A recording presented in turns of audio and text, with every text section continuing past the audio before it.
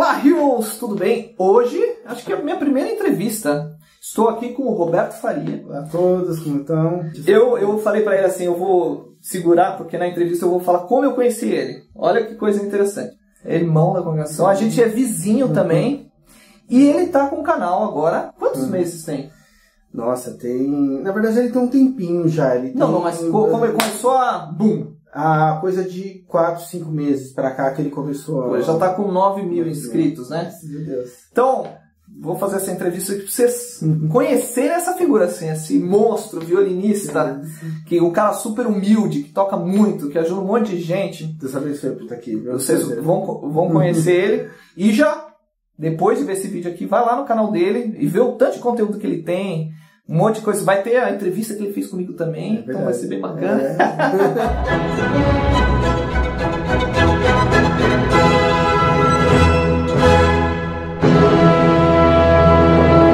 Heroes, eu e o professor Cadurim preparamos um e-book muito especial para vocês, que fala sobre interpretação musical. Então se você quer tocar como esse hero aqui, tocar bonito, fazendo as frases, forte, diminuindo, eu ensino todo o segredo nesse e-book. Então, ó, arrasta aqui o vídeo aqui para baixo e clica no link do primeiro comentário fixado. Olha que fácil. É só você colocar seu nome e seu melhor e-mail e você vai receber totalmente de graça no seu e-mail. O Robertinho, para os íntimos, Robertinho Faria, ele já era famoso, todo mundo falava, Robertinho toca pra caramba, né? Nossa, o Enoch falava isso pra mim, né? O Enoch é um amigo em comum nosso, que infelizmente já está num lugar melhor. E eu não sabia quem você era, né? Porque naquela época não tinha rede social e tal, beleza, Robertinho e tal. Aí um dia eu entrei no metrô, tava com violino, cheio de métodos, e aí você olhou pra mim assim, você toca violino? Eu falei pra você? Você tava no metrô. Daí eu falei, sim, toco violino. Aquela coisa assim, eu estava na escola municipal já. E aí ele falou, que legal, pô, que bacana, eu também toco violino. Eu falei, que legal. Eu falei, pô, bacana e tal. E daí ele falou, você me falou isso. Esses métodos aí, o que é? Eu falei, não, minha professora passa um monte de métodos, Cecília, né? Passar uns 12, 14 métodos. E daí ele falou, não, deixa eu ver. Pô, mas é pra que esses daqui, né? Eu falei, isso aqui eu faço pra isso aqui pra isso e tal. Ele falou, nossa, que legal, meu, bacana, eu gostei disso aqui, né? Daí eu mostrei meu caderninho, ele falou, mas você falou, mas isso aqui é coisa de mestre, né? Fala assim, que uma humildade, né? Falando assim, passa aí, eu quero saber tudo, porque o cara já toca tudo, quer tocar mais ainda. Aí beleza, eu falei assim, como se eu fosse um professor, né? Me achando, né? Falando pra você e tal. Não, beleza, eu falei, achei legal, né? Você ser curioso, pô, um cara que gosta de aprender e tal, bacana, né? Vai longe, certeza, né? Gostei de conversar com você, mas estava me pagando de professor ali, né? Aí, isso eu tava no início lá, nas aulas no Cecília. Que ano que foi isso aí? Eu não sei, muito tempo atrás. Eu não tinha nem barba, nem cabelão. Há muito tempo. E aí, alguém me convidou para assistir o concerto de alunos da Elisa. E aí todo mundo falou, eu acho que o Enoch falou, vamos lá que o Robertinho vai tocar e tal. E eu esperando, quem é o Robertinho, né? Fui lá, quem é o Robertinho? Um monte de aluno, tipo, muita gente, né? Porque tem a primeira turma que toca as criancinhas, depois não sei o quê, depois mais avançados. Fiquei lá horas, meu Deus, o que é aquilo? Por que me falaram que tinha um horário específico, né? Mas eu gostei, foi bacana, mas tinha muito assim, né? Os iniciantes, tinha bastante gente. Demorou muito, assim, foi, sei lá, 6 horas. Nossa. E o Robertinho, adivinha qual era? Era o último. Não, beleza. Aí chegou todo mundo bem vestido e tal. Adivinha como o Robertinho chegou? Tava com um moletom assim, ó, jogado assim pra trás, assim, ó, meio assim, quase mastigando chiclete. Eu falei, não, esse é o Robertinho? Eu falei, esse é o cara lá do metrô. Mas ele nem colocou um terno, nem nada, porque tava todo mundo assim, né? Essa coisa de... que a gente quer... Né? Eu sempre fui meio rebelde. Não, mas tudo bem. Mas de qualquer jeito, você tava de qualquer jeito. Não que era ruim, mas comparado a todo mundo, né? Claro, todo mundo tinha gente de terno, elegante, sapato brilhante. E você lá de calça jeans, o casaco assim pra trás. Aí, beleza. Falei, não, beleza, né? Tipo, ele vai tocar, aí beleza. Quando ele começou a tocar, meu amigo, você tocou, era o Capricho. Daí eu fiquei assim. Olha essa cara, Meu, impressionante. Então eu falei, caramba, tá vendo? Se vestir bem não é requisito pra tocar bem.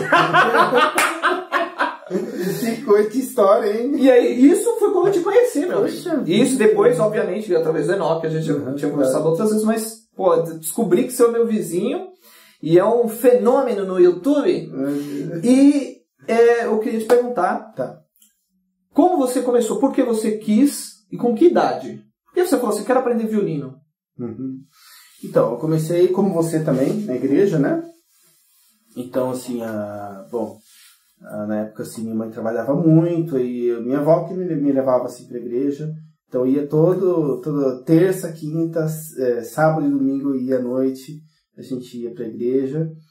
E eu sentava, assim, lá no fundo, assim, né? E eu ficava observando, assim, os violinos e a orquestra e tudo mais. E eu achei aquilo maravilhoso. Falei, não, eu preciso fazer isso. Isso é a coisa mais linda que eu já vi na minha vida, né? Você tinha quantos anos, né? Eu tinha uns 5, desde uns 5, 6. Aí com 7 anos que minha mãe me levou, assim, pra igreja, assim, na escolinha de música, né? Falou com os instrutores lá, falou, não, o menino quer aprender e tal.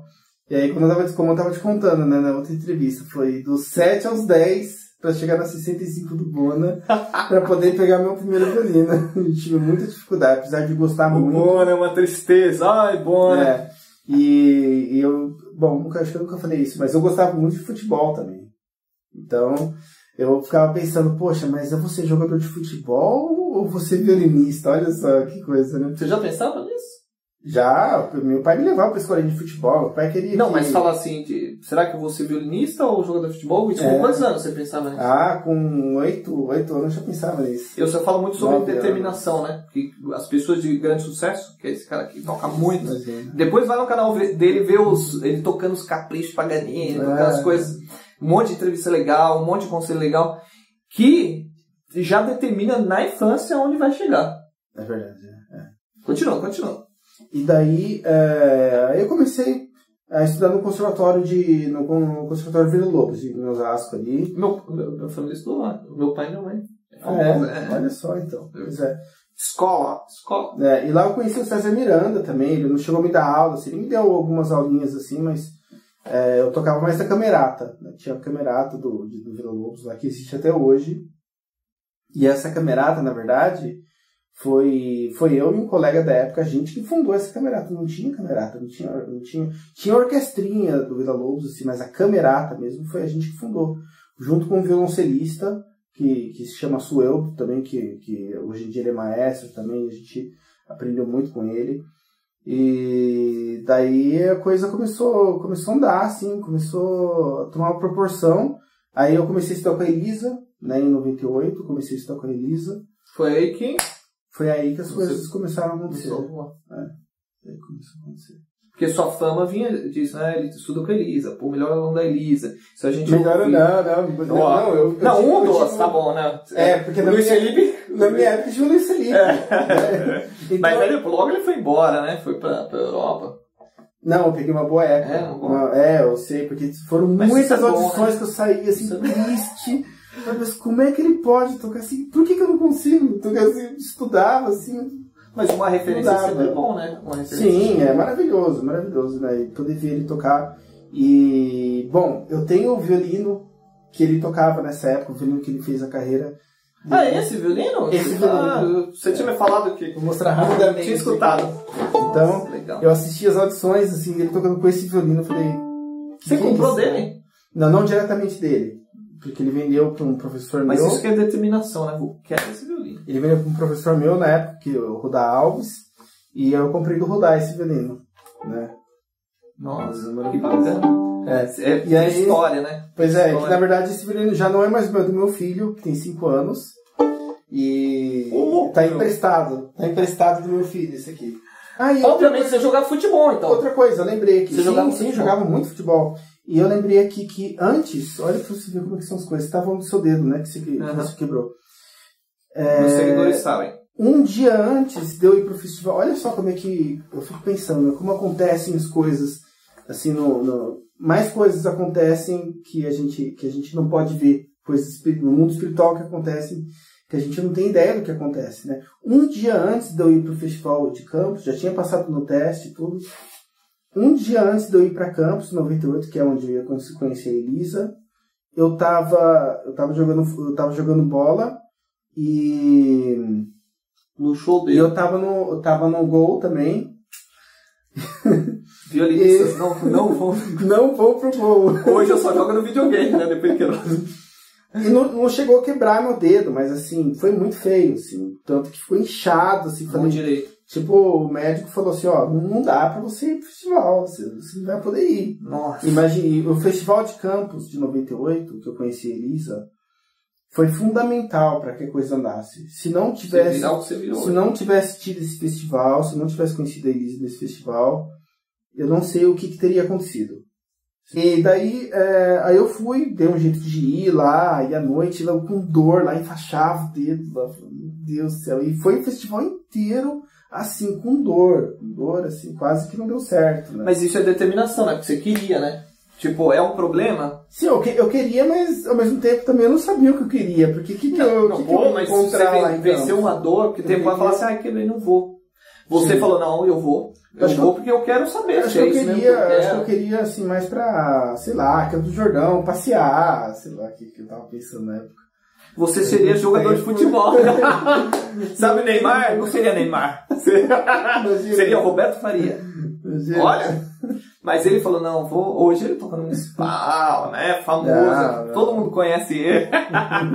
Mas você sabe que tem uma história do Perman? Uhum. Alguém falou assim pra ele, Perman, se você não tocasse violino, você tocasse outro instrumento, você seria virtuoso também? E ele falou, claro! Não é o violino que me faz tocar bem. Sou eu! Entendeu? Então, o que ele estudasse, ele se daria bem. É característica de gente de alto potencial. Tenho certeza que você era muito bom no futebol também. Jogava bem. E sabe uma coisa que eu vou te falar? De o que você mudou do quando você era mais novo para hoje, é que você parou de jogar futebol. É atividade física. Atividade física é importante. Todas as crianças de alto potencial, isso é um dado meu, tá? Uhum. Alunos que eu conheço que são super talentosos, fazem alguma atividade física. Fazer atividade física vai te garantir que você seja um virtuoso como o Robertinho? Não. Você tem que fazer direito também, tem que ter boa orientação. Né? Não adianta nada você estar jogando futebol, mas se mata lá, não solta o corpo, não respira direito. Uhum. Essas coisas são fundamentais para a gente ter alto potencial. E o que acontece na nossa vida? Eu também fazia artes marciais, né? Depois, mais velho, né? Kung Fu. Não, fazia Taekwondo. Tá. E quando você faz alguma coisa de esporte, assim, ó, sua evolução é assim. Quando eu parei, minha evolução começou a fazer isso daqui, ó. Olha que louco, né? Como atividade física, controle físico, respiratório, até mental, né, meu? Você faz atividade física, sua mente fica limpa. Com certeza. Teve uma época que eu, depois desse tempo aí, quando eu fiz uns 18 anos, assim, aí eu comecei a correr mesmo, assim, né? Comecei a correr, todo dia eu corria 10 km por dia. Gostava, assim, e tal. E foi uma época muito legal, assim, bom, obviamente eu não era gordo, assim, né, eu tinha uma boa saúde, e foi uma época muito legal, muito produtiva pra mim. Mas ainda pode voltar correndo. Sim, com certeza. Eu tô correndo todos os dias, hein, só pra saber, se você quiser, olha, eu passo aqui na sua casa e vamos.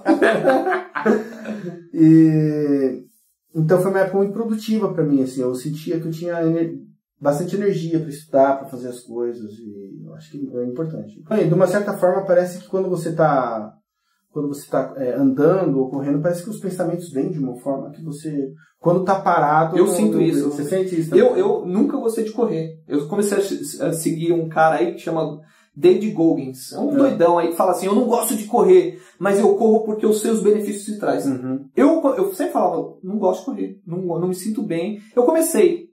E eu tenho ideias absurdas correndo. Sim. E aí eu quero fazer todos os dias. Assim, tem dias que eu não posso, obviamente. Uhum. Mas eu tento fazer todos os dias e a minha mente abre, assim, expande. Uhum. Olha como isso é importante, né? Muito importante. Você sempre teve que estudar muito e as pessoas falavam pra você assim, pô, cara, você é um gênio, nato. Você já ouviu muito isso?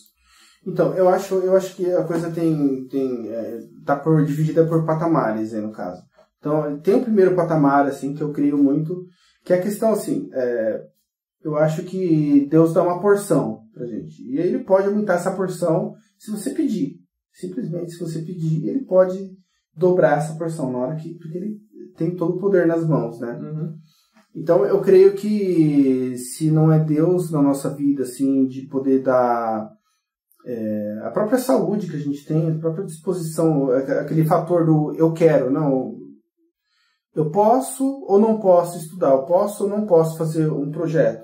Não, eu vou fazer. Então, esse próprio fator, isso em si já é o dom, já é um dom que Deus dá para a gente progredir e fazer as coisas. Isso é uma coisa, né? Isso é uma coisa. Agora, a parte do estudo, eu acho que teve uma época na minha vida que eu estudei bastante, né? Só que eu não precisaria ter estudado tanto se eu tivesse estudado assim com mais informação. Eu lembro que quando bom, você sabe, né, da minha história. Aí quando não, mas fala aí, eu fui tocar pro, sabe? Sim, fui tocar pro Taub, né? E aí eu cheguei tocando pra ele lá, você até tava falando, né? Cheguei tocando pra ele concerto de Brahms, Isaí, um monte de coisa. E ele só ouvindo, assim, né? E aí eu acabei de tocar assim, né? Achando que já tinha abafado, né? Aquela coisa, cheio de repertório, não sei o que. Estudava 8 horas por dia. Estudava isso mesmo, gente. 8 horas por dia é o tempo que eu estudava. E não é de um mês assim, não. É muito tempo estudando esse tempo aí. Tipo Michael Phelps, o que você acha? O melhor medalhista. Ele falou que 4 anos seguidos que ele se preparou para as Olimpíadas, ele treinava todos os dias sem falhar. Ele falou, eu ganhei tantas medalhas, não é à toa. Eu treinei 6 meses a mais do que qualquer competidor. Exatamente. Mas não é tudo também isso aí, né? Eu poderia ter feito outro caminho, que teria dado muito mais certo. Então, aí é... Porque não é quantidade, né? Qualidade. Exatamente. A gente que não sabe no começo, né? Exato. Aí, então, eu fui tocar pra ele, eu terminei de tocar, e ele com aquele sotaque, né? Do you know what you are doing? Aquele sotaque dele, né? Tipo, você sabe o que você está fazendo? Eu falei assim, não. Acho que eu não sei o que eu estou fazendo. Me mandaram tocar, eu tô tocando. É bem por aí. Eu acho que é uma questão assim de você focar, né? Eu acho que é importante você focar o estudo. Então, os grandes mestres que eu admiro muito, os maiores para mim, que no caso... está falando aqui Pellman, Heifetz, Oistra aqui, o atual, que é o Guy Brownstein, que é o Zuckerman, sim. Então, esse pessoal fala que estudar mais que 4 horas por dia é uma coisa que sobrecarrega mentalmente, você simplesmente, você não tem concentração, você não tem, ficar dando murro em ponta de faca. Ninguém pode ter uma concentração absoluta por mais de 4 horas. Fica inviável, tanto muscularmente como psicologicamente fica inviável, né? Então, eu acho que é uma questão de você focar o estudo, né? Então, é o que eu sempre falo para os meus alunos, é você parar para estudar. Primeiro lugar, você tem que parar de tocar, né? Tocar é na hora que está tocando a performance, pronto, acabou, morreu ali e fim de papo. Já foi, né? Já foi. Então, na hora de tocar, você começou a tocar, você terminou de tocar, às vezes você começa a tocar e termina de tocar, você está do mesmo jeito, às vezes até pior, dependendo do caso. O negócio é estudar, essa que é a parte boa. Então, eu acho que a coisa começou a mudar muito para mim quando eu comecei a achar o estudar legal. O estudar mais legal do que tocar. Porque quando você estuda, você vê o resultado e o resultado é na hora.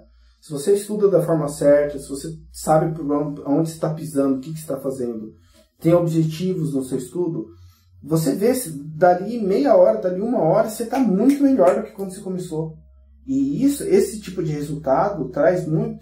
O benefício, a massagem no ego que faz, né, pra gente é muito maior do que simplesmente você pegar e tocar, né? Então, eu acho que o grande lance é você focar o seu estudo, né? Então, você tem 3 horas por dia. 3 horas por dia, gente, é um tempo excelente de estudo. É excelente. O Pellman falava que ele mesmo estudando no auge, não estudava, mas que se tinha vários dias que pulava. Não estudava mais que 2 horas, que era demais, né? Máximo. Isso, lógico, você também falou isso lá na entrevista Obviamente o Barat fala, não estudo isso, não sei o que, mas o cara já estudou a vida inteira também. Não, mas é questão do negócio da escala. Não, mas mesmo assim, tipo, o Heifetz estudou desde os 4 anos de idade. A primeira gravação que ele fez, ele tinha 8 e era o voo do Besouro. Tinha 8 ou 9, porque ele nasceu em 1901 e a primeira gravação em 1909. Ele já tinha 9 anos e gravou o voo do Besouro. Você falou, gravou o voo com 13. Não, 9, eu escutei na Rádio Cultura e não esqueci. Olha só. O voo do Besouro já era absurdo, né? Você pegou uma peça, tá do zero, você não conhece essa peça, de repente é de um compositor novo. E, de repente, tem até gravações, tem referências no YouTube e tal. E alguém te deu essa peça e fala assim, olha, você vai tocar essa peça aqui. O que você faz pra tocar ela? Por que eu tô te perguntando isso? Porque você é um cara de referência. É um cara que toca super bem, pô. E eu admiro pra caramba. E a humildade ainda desse rapaz. E se a gente quer ter sucesso, a gente tem que copiar os ícones, né? Modelagem. O que essa pessoa faz quando ela pega uma partitura?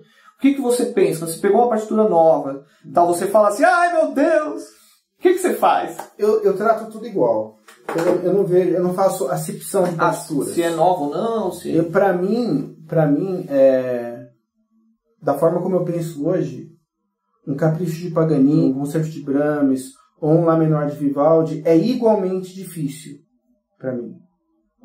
Né? Então o trabalho que eu vou fazer de qualquer jeito porque é um Lá menor de Vivaldi. O trabalho que eu vou fazer vai ser exatamente o mesmo. Então eu vou trabalhar, eu vou pegar alguma música para estudar, eu vou trabalhar a base dela, vou fazer formas de estudo, eu gosto muito de estudar lento. Então você pegou um Lá menor de Vivaldi, você vai estudar lento, tudo lento, sem ritmo, sem vibrar. Posso pegar o violino? Para mim, potencialmente, é difícil, é tão difícil quanto, porque cada música tem a sua dificuldade. Então você tá falando de Paganini, aí você tem uma outra dificuldade, né? Sim. Você pode tocar um Paganini e sem fazer muita música, assim, claro que o ideal é sempre você pensar, colocar arte em cima da coisa toda, né? Mas isso também é a cereja do bolo, né? E você não chega fazendo arte. Não, sim. Mas assim, se você pegar um Paganini, por exemplo, você vai fazer um...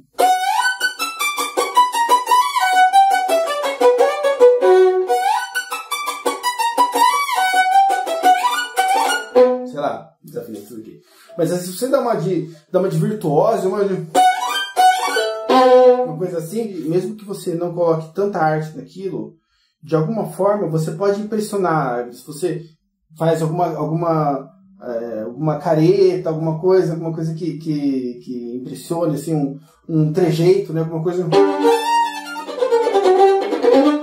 assim. Agora, se você vai tocar um concerto de Bach, um concerto de Vivaldi, por exemplo, então você tá lá, né? Olha quanta coisa que tem pra dar errado isso aqui. Você não pode chegar e fazer careta que não vai impressionar. Quer dizer, você vai ter que fazer alguma coisa aqui, né? Você vai ter que colocar alguma arte nisso.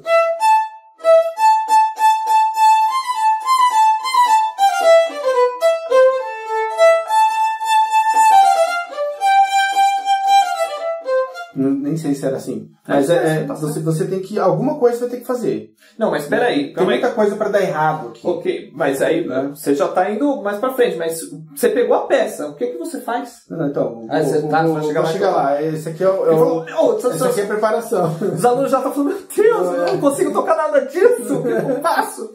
Então, o que acontece? Então, tudo isso pra dizer que cada coisa tem sua dificuldade. Ah, sim. Né? Então... Assim, não dá para separar. Lá menor de Vivaldi não é mais difícil que Paganini. Não é mais fácil que Paganini. Tá? É difícil. Brilha, brilha, estrelinha. Igual, é difícil 4-3-3. Não, mas é porque aí também é uma coisa... Não, tudo bem. É uma musiquinha, né? A gente tá falando de Vivaldi, a gente tá falando de uma história. Grandes compositores. A gente tá falando de estilo, a gente tá falando de virtuoso dela. Tá certo. Então, eu penso assim, então... Eu tento estudar tudo de uma forma mais lenta, um jeito mais conciso e sempre com variações rítmicas, sempre variando o estudo. Então vamos supor, se eu for estudar o Vivaldi, por exemplo, então eu poderia fazer...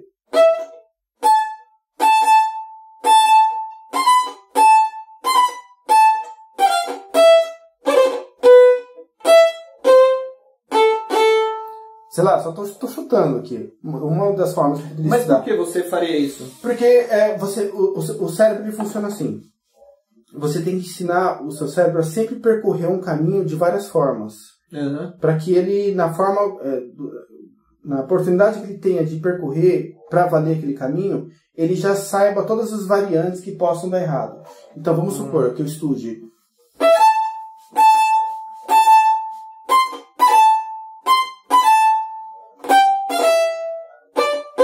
Então o que eu estou estudando aqui? Eu estou estudando muito mais do que... Tá vendo? Eu estou estudando meio tom.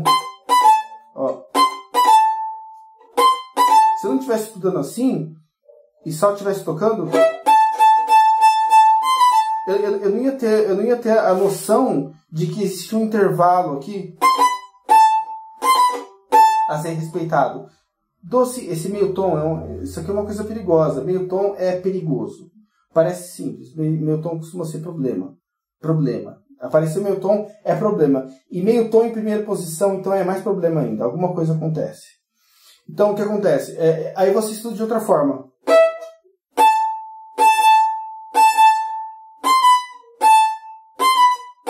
Depois.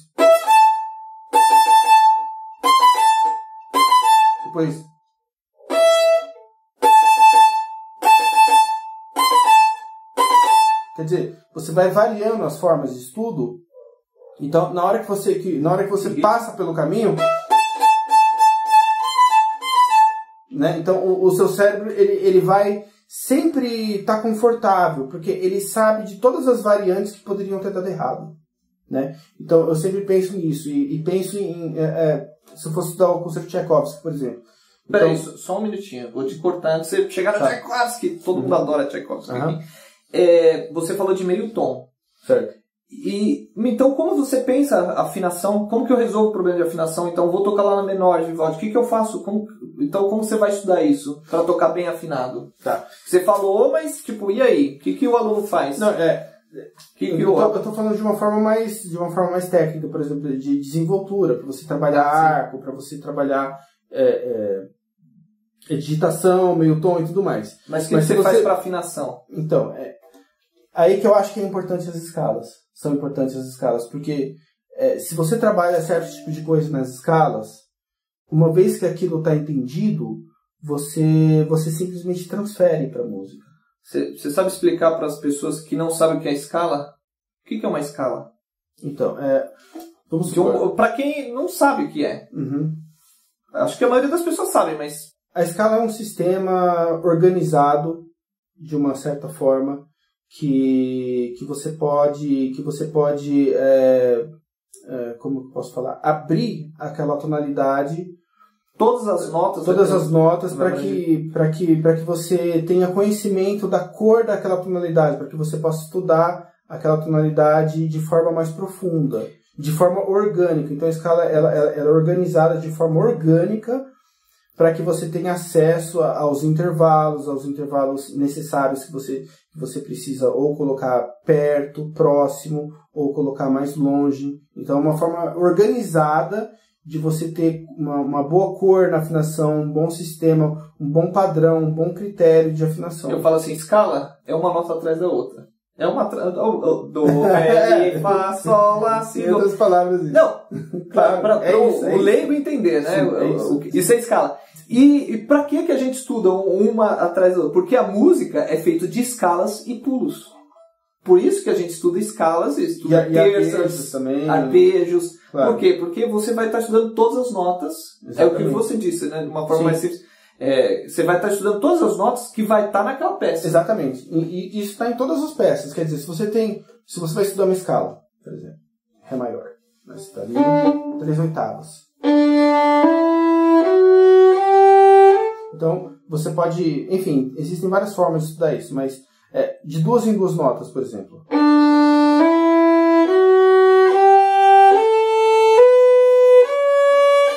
Então, você está organizando a coisa de 2 em 2 notas. Então, o seu cérebro está entendendo a estrutura da coisa toda em blocos de 2. Tarim, tara. O seu cérebro está organizando isso. O som, né? A forma. Isso. E se você estuda de 3 em 3...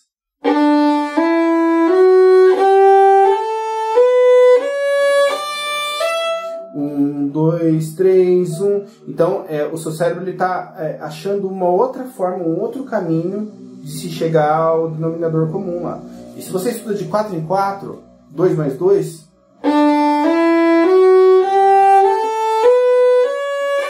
Então você está organizando isso, e isso é uma variação do 2 mais 2. Quer dizer, se você estudar de 6 em 6... uma variação do 3 mais 3. Então, tudo basicamente na música, você tem 1, 2 e 1, 2, 3. Tudo provém disso. Então, se você organiza o seu estudo de uma tal forma que você deixe isso sempre muito claro nas escalas, qualquer peça que você for tocar, o sistema vai ser exatamente o mesmo. É por isso que eu falo que Lá menor de Vivaldi é a mesma coisa que Brahms, porque o sistema é exatamente o mesmo. Se você for então estudar o Lá menor de Vivaldi, você vai estudar a escala de Lá menor? Não necessariamente. Não necessariamente, porque eu já vou estar passando pelas escalas diariamente. Então, se eu não estudei Lá menor de Vivaldi daquele dia, se eu não estou estudando Lá menor daquele dia, certamente ontem ou anteontem eu passei por ela. Sim. Então, o legal é a constância. Todo dia você está estudando uma tonalidade diferente. Então, o que acontece? Então, você tem aqui uma na cruz. Você tem um grupo de 1. Depois, grupo de 2. 1, 2. Grupo de 1, grupo de 2. 1, grupo de 2. 1, grupo de 2. 1, grupo de 2, 1, 2, 2, 1. Né? Então você tem 1, 2, 2, 1. Então é um sistema que o cérebro acha. Muito legal isso. Né? É muito bacana. Se você vai tocar o Tchaikovsky, por exemplo, então você tem 1, 2, 1, 2, 3, 1, 2, 3, 4. 1, 2, 3, 1, 2, 1. Né? Então é Eu tô sorrindo porque, você estudou mesmo, porque fazer isso de primeira você vai tá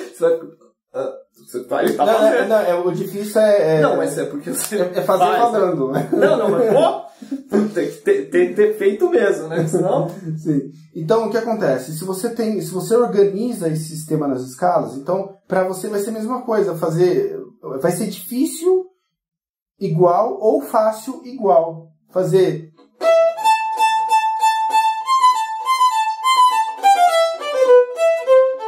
Porque você tem um sistema, você tem alguma coisa. Você não tem só uma nota depois da outra.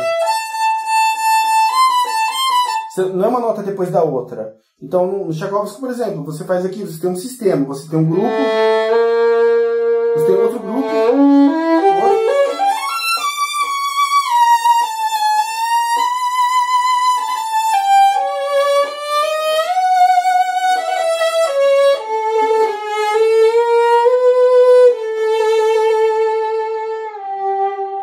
Então, essa formatação de grupos, ela te dá destreza e formato, ela dá shape para a coisa toda. Então, é por isso que eu sempre estudo por sessões, sempre lento, sempre em staccato. Se eu fosse estudar também, Tchaikovsky, por exemplo, né?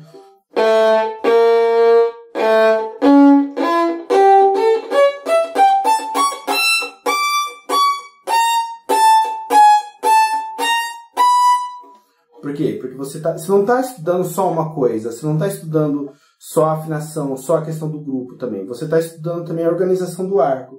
Você está estudando distribuição de arco, de forma que... é muito importante. Exatamente. Se você consegue tocar sempre...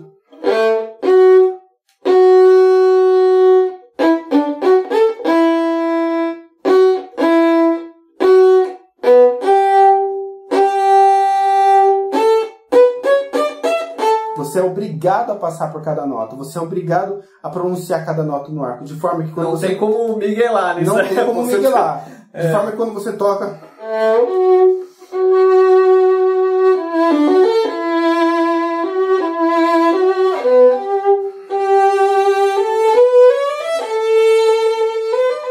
Ó. 1, 2, 3, 1.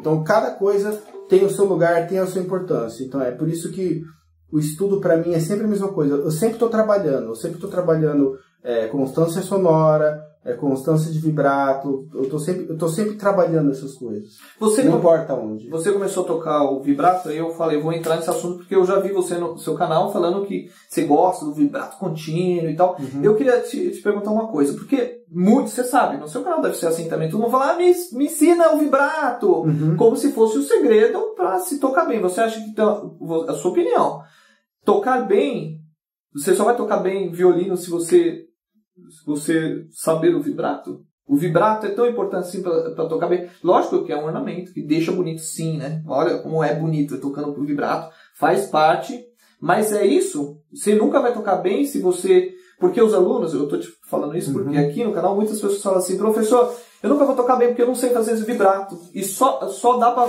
tocar bonito fazendo com vibrato. E eu digo, não é bem assim. Primeiro, por exemplo, você falou sobre afinação. Primeiro a gente faz escalas. Escalas a gente faz com vibrato? Não no começo. Estou falando, estamos trabalhando afinação. Sim, eu acho que as duas coisas são importantes. Eu acho que é importante você fazer vibrato... Os seguidores estão certos. Eu quero aprender a vibrar. Então você vai falar como fazer, já. Tá bom. É importante, porque se você consegue vibrar, é porque você está relaxado. Se você não consegue vibrar, é porque alguma tensão está acontecendo. Né?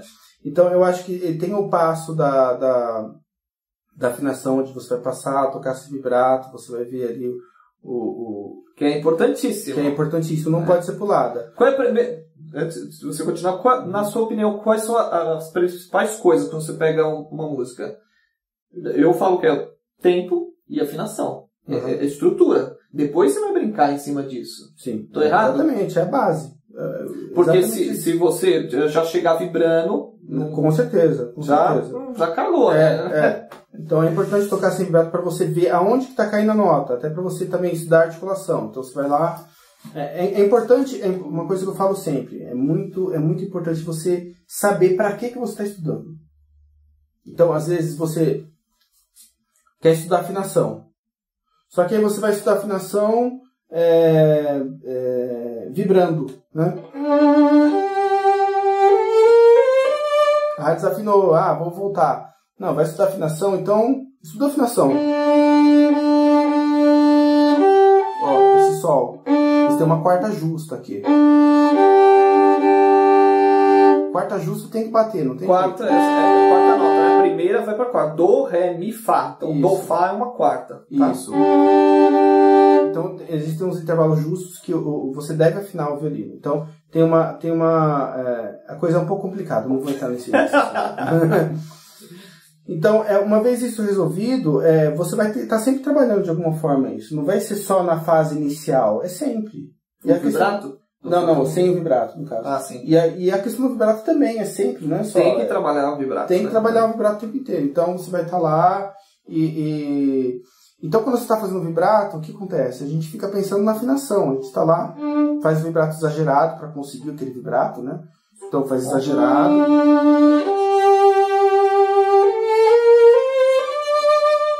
Eu desafinei. Mas assim, pra que tá estudando? Por causa do vibrato? Por causa do vibrato ou por causa da afinação? Então, por causa do arco? A gente perde o foco. Então, a gente tem a mania de... Fazer tudo ao mesmo tempo? A gente tem a mania de querer colocar terno pra comprar pão. Então não precisa. Você vai comprar pão? Vai comprar pão de bermuda. Entendeu?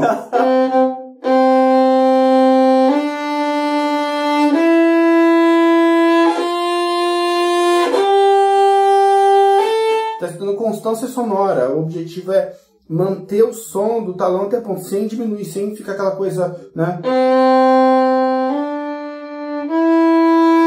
Ou que é pior ainda. Barriga, né? Acontece muito isso. Então você está estudando para ter constância sonora.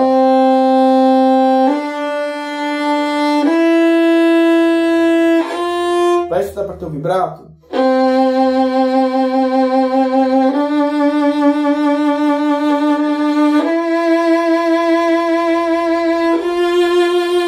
Porque saiu desafinado, saiu não sei o quê. Tá, agora você falou assim, vai fazer o vibrato. me explica como você aprendeu vibrato. Então, Me explica. Você falou, quero fazer vibrato. O que você fez para aprender? Porque todo mundo é um mistério. Né? Fala assim, ó, já passei um monte de dica, fazer 300 mil dicas de como fazer vibrato. Ah, para um monte de gente não dá certo, porque cada um é um jeito. Qual foi o seu jeito? Então, o jeito que foi mais efetivo para mim, que realmente resolveu o problema, foi quando eu conheci esse professor e ele me falou assim, olha, o vibrato, esse vibrato que você faz, né, de pulso, essa coisa, que a gente tem essa coisa de... O nosso problema, tudo começa quando a gente quer estudar da forma como a gente quer o resultado final. Esse que é o problema. Então a gente escuta lá o CD, a gente vê que não tem ruído nenhum, a gente vê aquele vibrato redondinho, e a gente quer fazer isso. A gente quer fazer esse vibrato que a gente escuta no CD, né? Aquela coisa... como é que eu posso falar aqui? Então fica aquela coisa...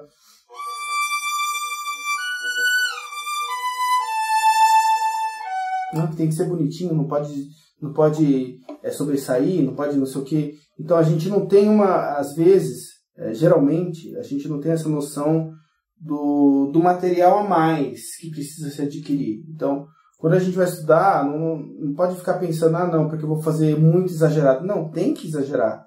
Tem que realmente fazer um vibrato mais lento, mais largo, para depois a coisa toda ir achando o equilíbrio.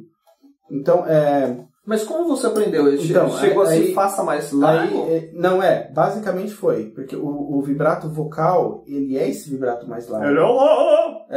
Então tem cantor bom e tem cantor ruim. No meu caso.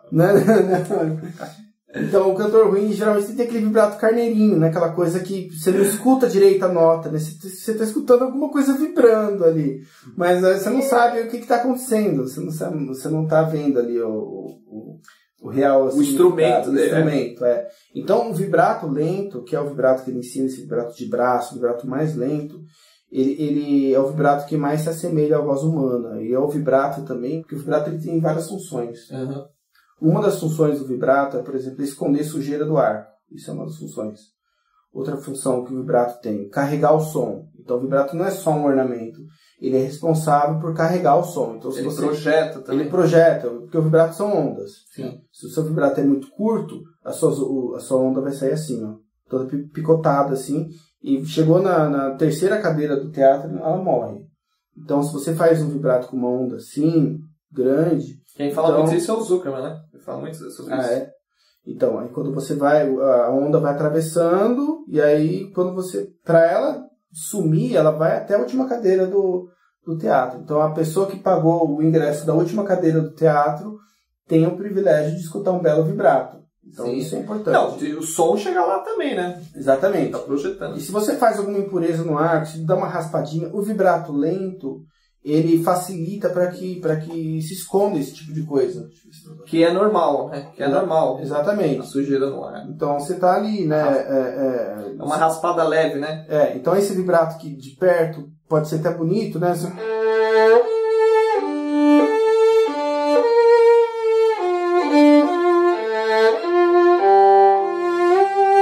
Muita gente tem esse vibrato, né? Mas de longe não soa. Se você vai num palco grande, parece que é uma criança tocando. Você não vê, você não parece que não, mas o que ele está fazendo? Então, realmente, precisa de uma coisa mais exagerada de perto para que de longe você possa ter um bom resultado.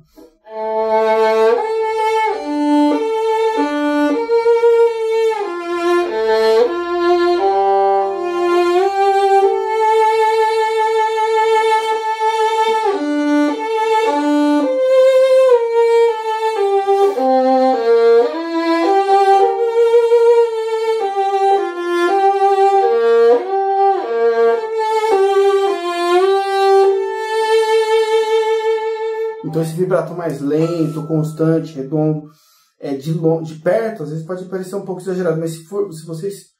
a câmera está bem na frente aqui, mas se a gente fosse num lugar grande, num lugar espaçoso, o vibrato ele chega de forma muito vocal no nosso ouvido. Então ele te passou, você fazia escala, tentando mexer mais a mão?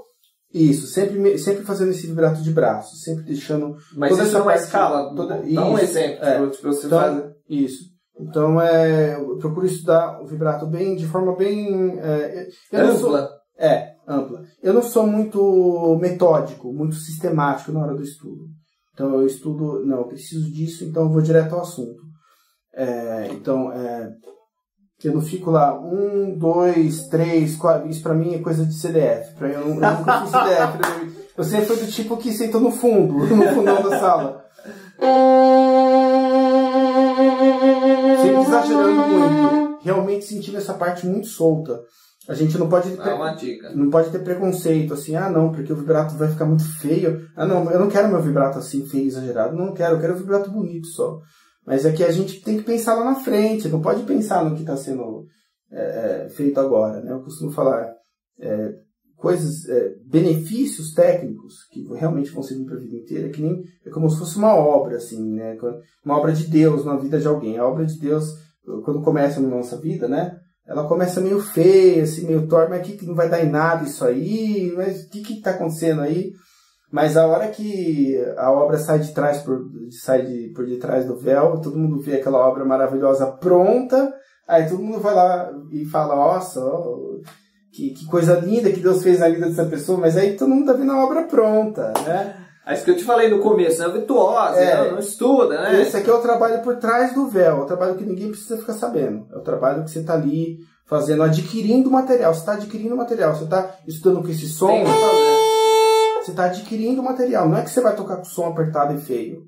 Você está testando o seu limite, né? Então, essa coisa de você... mas até onde meu som vai? Será que eu sou soltar o peso aqui? E vamos ver até onde o som vai, sabe? Realmente explorar o som, realmente... Mas até onde eu consigo chegar com o meu vibrato, sabe? Realmente exagerar e ver os limites, saber os limites do seu corpo, para na hora de você estar fazendo a arte, simplesmente você tem a liberdade de passar um pouco do limite, que vai ficar bonito. Mesmo que eu passe um pouquinho do limite no vibrato, eu sei que não vai ficar feio, porque eu vou contornar aquilo de uma forma que vai beneficiar a música. Eu tô...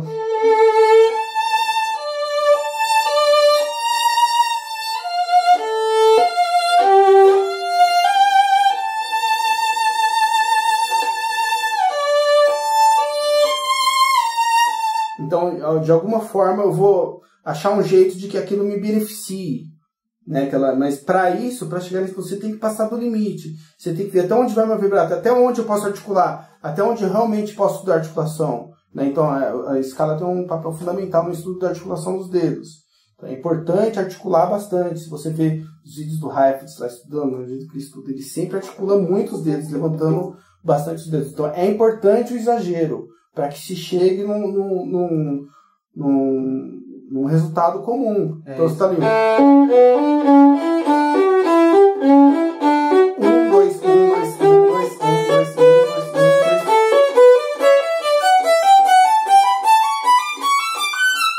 2. Tem até o Heifetz estudando uma parte famosa, ele estudando. Ele repete, né? Aí não dá certo, ele vai de novo.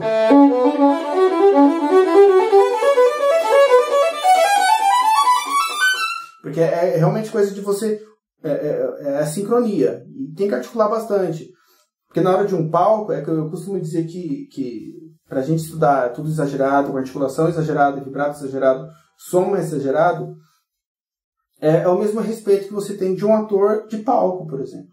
Né? Aquele ator de novela, por exemplo, dá uma piscadinha assim, todo mundo já vê. Câmera. Agora, se você é um ator respeitado, aquele ator de teatro, nossa, todo mundo fala. É tudo grande. É tudo maior, a expressão, a pessoa lá da última cadeira do teatro tem que perceber a expressão, tem que perceber aquele brilho no olhar dele. Então tem que ter exagero, isso faz parte do movimento artístico.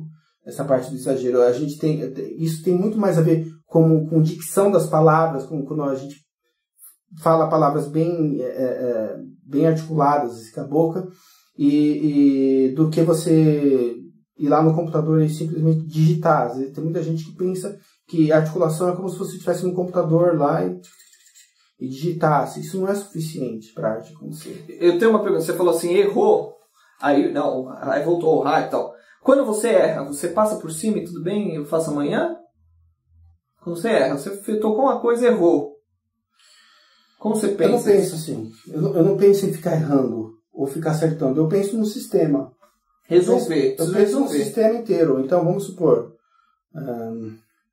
Mas eu fui tocar o Tchaikovsky, a mudança não saiu. Vamos supor, eu vou lá... Eu continuo? Eu preciso tocar lá... Eu preciso tocar...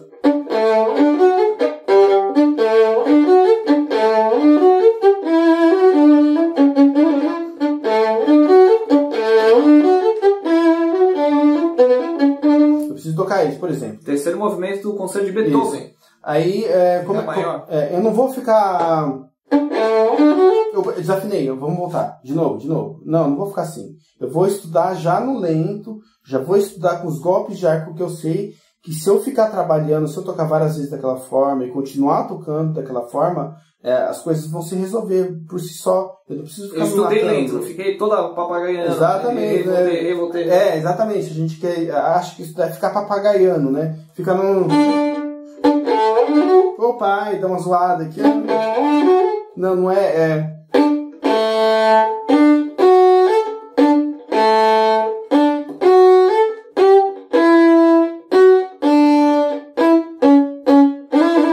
Quer dizer, a mão esquerda tem um lugar dela, da articulação. O arco tem um lugar dele, tem que estar articulado, tem que estar conciso.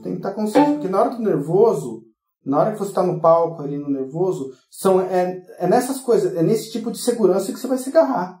Você não vai ficar lá, não, porque eu imagino aqui um verde claro. Não, você tá nervoso, sabe? Às vezes você tá ali... Tá sob estresse, né? Tá sob estresse, sabe? Você pega uma fila grande no banco e vai tocar violino, sabe? Briga com a mulher em casa, vai tocar violino. Você não vai lá ficar inspirado, não. Você vai sair daquela situação. Não, eu preciso fazer isso aqui, tá? Então vou fazer isso aqui.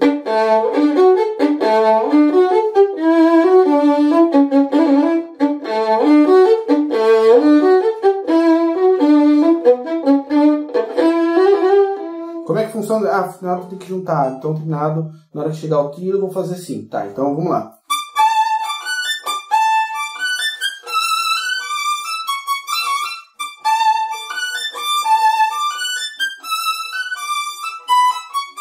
Então, é a coisa mais prática, né?